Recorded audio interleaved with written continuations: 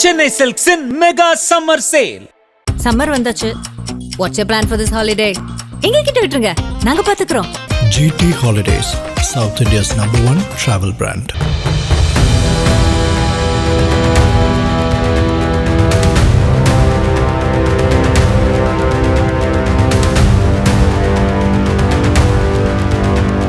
மாநிலத்தில் கடந்த ஏப்ரல் 9 அன்று மொத்தம் உள்ள 140 தொகுதிகளுக்கும் ஒரே கட்டமாக சட்டமன்ற தேர்தல் நடைபெற்றது.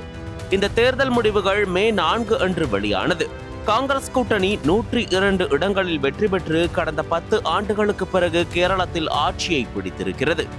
இது ஒரு பக்கம் காங்கிரஸ் கட்சியினருக்கு மகிழ்ச்சியை ஏற்படுத்தி இருந்தாலும் அடுத்த முதல்வர் யார் என்ற கேள்வியும் கோஷ்டி மோதலும் பெரும் சங்கடத்தை ஏற்படுத்தியது. மூத்த தலைவரான ரமேஷ் சென்னிதலை, எதிர்க்கட்சி தலைவர் வி டி சதீஷன் மற்றும் KC வேணுகோபால் MP ஆகியோர் இடையே முதல்வர் பதவிக்கான போட்டி நீடித்து வந்தது. அவர்களின் ஆதரவாளர்களின் செயல்கள் கேரள மக்களை முகம் சுழிக்க வைக்கும் அளவிற்கு எல்லை மீறியதாக இருந்தது. இந்த நிலையில்தான் நீண்ட இழுபறிக்கு பிறகு 10 நாட்களுக்கு பிறகு தற்போது கேரளத்தின் புதிய முதல்வராக வி டி சதீஷனை காங்கிரஸ் டெல்லி மேலிடம் தேர்ந்தெடுத்துள்ளது. இது காங்கிரசுக்குள் சலசலப்பை ஏற்படுத்தினாலும் சதீஷனின் நிர்வாக திறன் மீது கட்சியினர் மற்றும் காங்கிரஸ் மேலிடத்துக்கு மிகுந்த நம்பிக்கை இருப்பதால் இந்த தேர்வு நடந்துள்ளதாக சொல்லப்படுகிறது.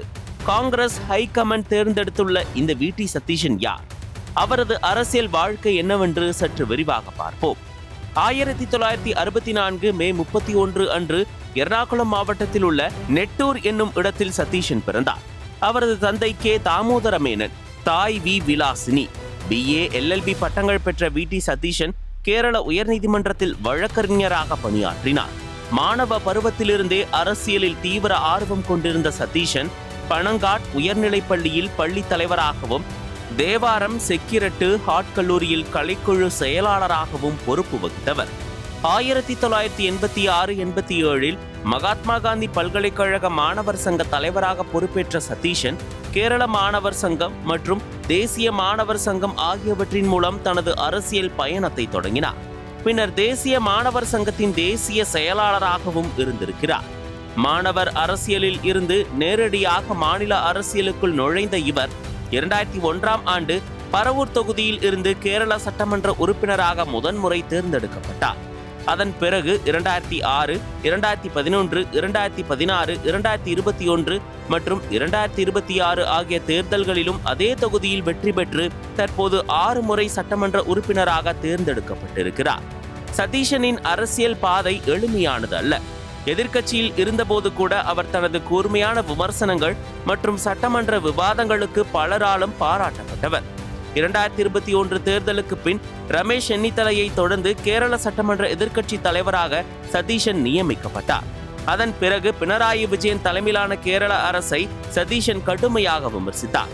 பல்வேறு ஊழல் குற்றச்சாட்டுகள், நிர்வாக தோல்விகள் மற்றும் மக்கள் பிரச்சனைகளை சட்டமன்றத்தில் துணிச்சலுடன் எழுப்பினார். இந்த காலகட்டமே அவரை மாநில அளவில் வலுவான தலைவராக உருவாக்கியது. கேரள காங்கிரஸ் செயற்குழு உறுப்பினர், காங்கிரஸ் சட்டமன்ற கட்சியின் கொறடா உள்ளிட்ட பல முக்கிய பொறுப்புகளை வகித்துள்ளார். மேலும் பல்வேறு தொழிற்சங்கங்களுக்கும் தலைமை தாங்கிய அனுபவம் கொண்டவர். சட்டமன்றத்தில் மதிப்பீட்டு குழு, பொது கணக்கு குழு ஆகியவற்றின் தலைவராகவும் பணியாற்றியுள்ளார். 2026 சட்டமன்ற தேர்தலில் UDFின் அமோக வெற்றிக்கு பின் முதலமைச்சர் பதவிக்கான போட்டியில் KC வேணுகோபால், ரமேஷ் சென்னிதலை ஆகியோருடன் கடும் போட்டி நிலவியது. இருப்பினும் காங்கிரஸ் உயர்மட்டம் மற்றும் கூட்டணி கட்சிகளின் ஆதரவுடன் வி டி சதீஷன் தேர்ந்தெடுக்கப்பட்டிருக்கிறார்.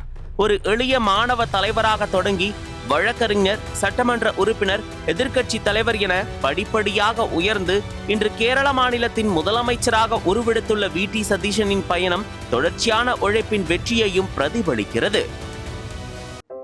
நக்கீரன் டிவிக்கு சப்ஸ்கிரைப் செய்யுங்கள். உங்கள் ஆதரவே எங்கள் பலம்.